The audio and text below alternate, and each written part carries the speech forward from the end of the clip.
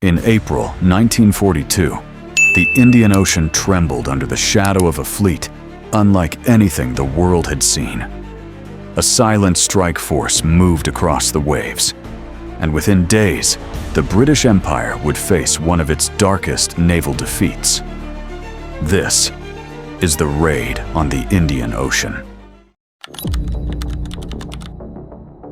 Across the vast waters of the Indian Ocean, where the wind carried the taste of salt and the waves rose as if challenging the sky, there was a storm approaching. A storm that would carve its name into the stage of history with letters of fire. It was April 1942. The echoes of Coral Sea and Pearl Harbor still lingered across the Pacific. Yet while the world's eyes were fixed on the Pacific, another game, one capable of altering the course of the war, was quietly unfolding upon the great mirror of the Indian Ocean. And this game would be led by one of the Imperial Japanese Navy's most brilliant commanders, Admiral Chuichi Nagumo. In the early months of the war, Japan advanced across the Pacific like an unstoppable force. From the Philippines to Hong Kong, from Singapore to Malaya, territories fell one after another. But Britain still held one precious land: India.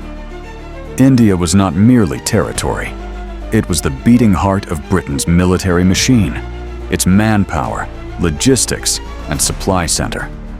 Japan's goal was to drive a dagger into that heart, to shake British dominance in the south, and to claim the Indian Ocean as its own. For this, Japan assembled one of the most formidable naval strike forces in history: 5 aircraft carriers: Akagi, Kaga, Soryu, Hiryu, and Shokaku; 4 battleships, 2 heavy cruisers, and an escort of destroyers. This fleet was nothing less than an empire sailing upon the sea. On the other side, the British possessed only a small and aging force. The Eastern Fleet was a patchwork of older ships, tired, overworked, and technologically outdated. At its head stood Admiral James Somerville, commanding a fleet that seemed abandoned beneath the blue veil of the Indian Ocean. Its most important vessels were the aircraft carrier HMS Hermes and the cruisers HMS Cornwall and HMS Dorsetshire. But compared to Nagumo's modern carriers, these ships were hopelessly outmatched. The British knew an attack was coming, but they did not know when or from where. Somerville would study his maps under dim lights at night, whispering to himself, "If I guess wrong, the entire fleet will be lost." And indeed, the fate of the battle rested upon a handful of such decisions.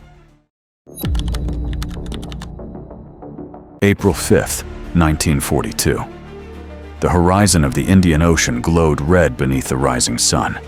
Yet that redness came not from dawn, but from something far darker. Dozens of aircraft roared off the decks of Nagumo's carriers. Zero fighters gliding like silver blades above the waves. Massive bomber formations spreading across the sky like a curtain. All with a single objective: strike Ceylon. The island we now call Sri Lanka was the British stronghold of the region. By 8 a.m., Japanese aircraft descended upon Colombo like a cloud of death.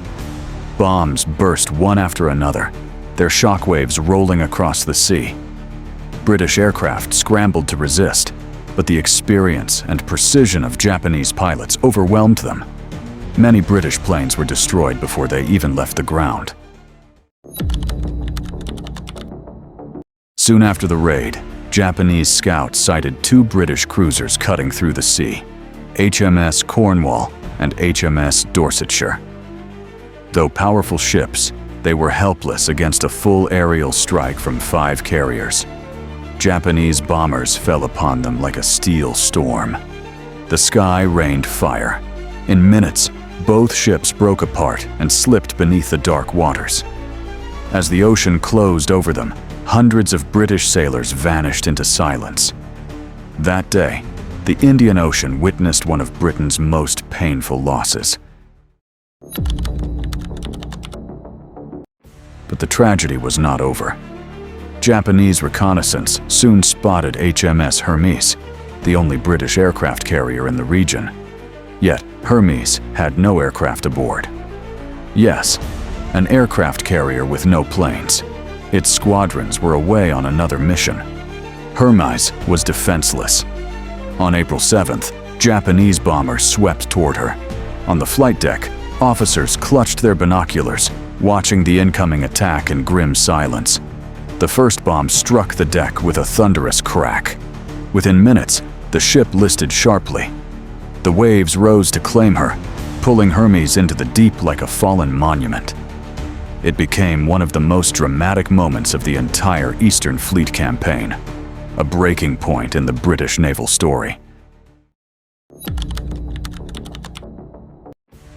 Admiral Somerville realized he could not stop the Japanese onslaught. He ordered his fleet south, away from danger. It was not cowardice. It was the only intelligent choice. A single misstep would have doomed the entire British fleet. By withdrawing, Somerville effectively removed the Eastern Fleet from the war. By April 1942, the Indian Ocean had fallen into Japanese hands. Japan strengthened its grip across the region and secured the link between the Pacific and the Indian Ocean. But had Japan truly won? Yes, militarily, the raid was a triumph. Yet it did not change the course of the war. For at that very moment, the Americans were cracking Japanese naval codes.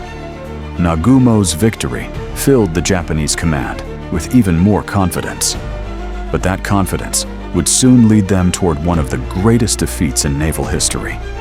And this great raid was merely the shadow of a far greater battle rising on the horizon. A battle that would erupt in the very heart of the Pacific.